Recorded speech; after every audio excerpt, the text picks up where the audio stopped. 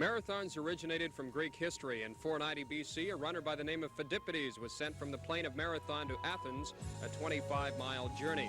He carried a message of the Greeks' victory over the Persians so that the city of Athens would be aware of the victory and not surrender to their enemy. Phidippides, who had just run to Sparta and back from the battlefield, then had to make the 25-mile trek to Athens. As the story goes, he stumbled into Athens thoroughly exhausted and gasped out the word "rejoice," and then fell dead. That was 490 BC, and the first marathon, as we know it today, was held in about 1896 on a 25-mile course. Today, the largest marathon is held annually in Boston with close to 5,000 runners. Canada's version of the Boston Marathon has been held annually in Ottawa since 1975. The National Capital Marathon this year will include the Commonwealth Games trials to see who will represent Canada in the marathon in Edmonton in August at the Games. 3 top runners will be chosen.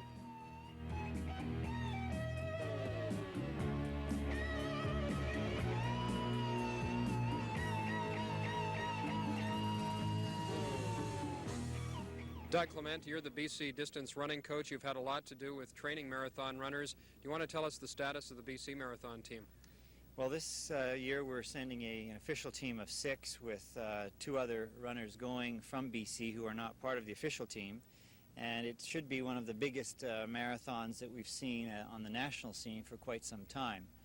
The Ottawa National Capital Marathon has grown rapidly in the last 2 to 3 years and now is one of the featured marathons in the North American scene. Bill McIntosh is 27 years old and is a phys ed coordinator for elementary schools in West Vancouver. Bill, how did you get into marathon running? Well, I guess it started off in high school. I used to run cross-country in mile and 2 mile in high school. And then when I went to university, I gave it up for a couple of years and started back running again, a few miles at a time. And when I started teaching, 5 years ago now, I guess, I started running further and further, coaching my kids and so forth, and gradually accelerated my running until the point I was running marathons. I got into it without really even knowing it. That was 4 years ago now. Dr. Jack Taunton is 30 years old, and he's a marathon runner, and probably because you're a doctor, maybe we should talk to you a little bit about the training aspects and what a person has to do prior to a race. The 7 of us, I think we've probably averaged over the last 4 to 5 months in the range of about 90 miles to 100 miles a week. Now this is broken down on one long run a week, especially Sunday, where we usually run between 20 and 22 miles, and then a fairly long midweek run, approximately Wednesday, run of between 14 and 15 miles. The rest of the week pretty well takes care of itself, where we will usually run twice a day, an early morning run, maybe 5 to 6 miles, and then 2 days a week where we do more of an interval session on the track. These are not the intervals that you would see for a half mile or a 1500 meter runner naturally, but these are a longer interval where we're running maybe repeat 2 miles, maybe step down to repeat miles, something like this, with fairly short recoveries. Alan Carey, you're the 6th member of the BC team, of the 6-man team. Tell us a little bit about your background in marathon running. Well, I only started running about 6 years ago, and from absolutely scratch. I had trouble trying to run 1 mile at 8-minute pace, but over the years, with constant training and endurance running, I made the Canadian team about 2 years ago. I went to Edmonton last year and ran the Canadian Championships against the top international field runners from England, Scotland, Australia, New Zealand, and I was overall in 9th position. Doug Frew has only been running a year and a half competitively, and Doug, how did you get started into it? What got you caught on to marathon running? Well, I think the thing that drew me into the marathoning event was I began, I guess maybe about 3 or 4 years ago, to sort of look for something that could keep me fit from a day-to-day basis, and started out with a very modest sort of jogging program of a couple, 3 miles a day, and it sort of became a sort of contagious thing. 1 mile led to another, and gradually I built up to running 10, 15-mile runs, and then I had read some literature on marathon running and decided to give it a whirl, and that's where it all began. John Curry, you're the number 2 man on the BC Marathon team. What has been the highlight of your running career? At Seaside, Oregon, last year I ran my best marathon. I think that was probably one of my best races ever. I'd like to think that the Seattle race last winter would have been my best race ever, but as I say, I hit the wall at 20 miles because of the poor judgment of pace.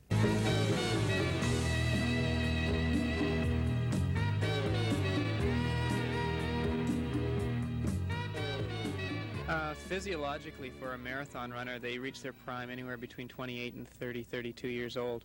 The shorter the distance, the younger the runner reaches his prime. Most of the sprinters are in their prime at around 20, 21, and up to 32.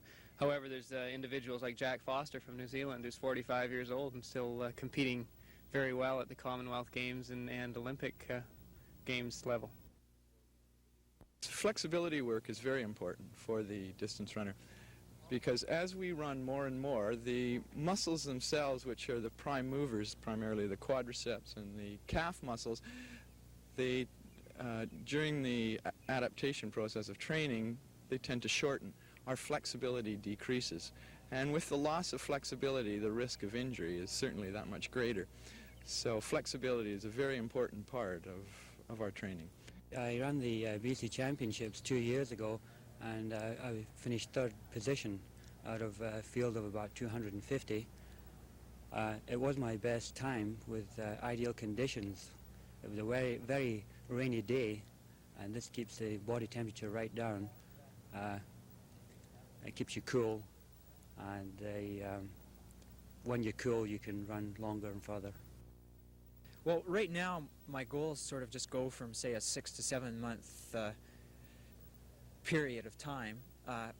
You know, race a race, and you achieve a certain time, and then you sit back and figure out, you know, how you managed it, and, you know, where can you go from there? And you set down a training program and aim for a specific time in the next race. And I don't really have any long-range goals at the moment. I've been improving at a fairly steady pace so far, and that's really just my objective right now, is just to keep improving.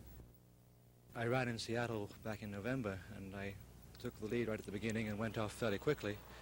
And as a result, I hit the so-called wall at about 17 or 18 miles. This is when the runner finds that he can no longer keep up the pace he's going at. He's used up all his available energy, all his food supplies, and suffers various symptoms, including complete fatigue, sometimes hallucinating a bit, staggering probably on the road. My pace was too fast then, and I paid for it. Well, I was at the shorter distances in my day, running the 400 and 800 meters back in the 1952 to 1958 era, and in those days distance running was far less popular and common as it is today. And we're seeing such a tremendous explosion in endurance running activity in North America, with an estimate of being some 25 million active runners now in Canada and the United States. It's really something that I didn't think I'd live to see.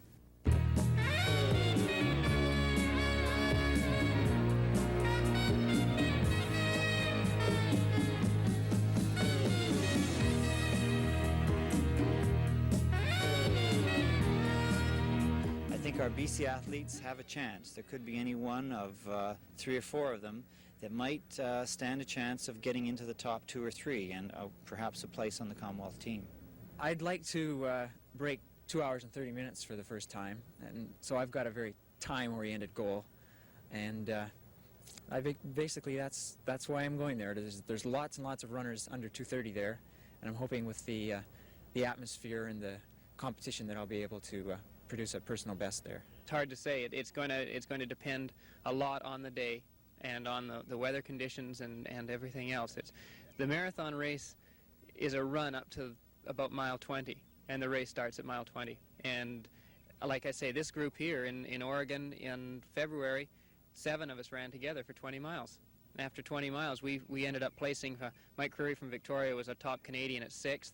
I was 7th. I managed to stay with Mike, and then we spaced all the way out to 35th out of our group that had originally started together. So it's going to depend on that last 6 miles. Who's going to hit the wall? Who's going to have the stamina to carry through?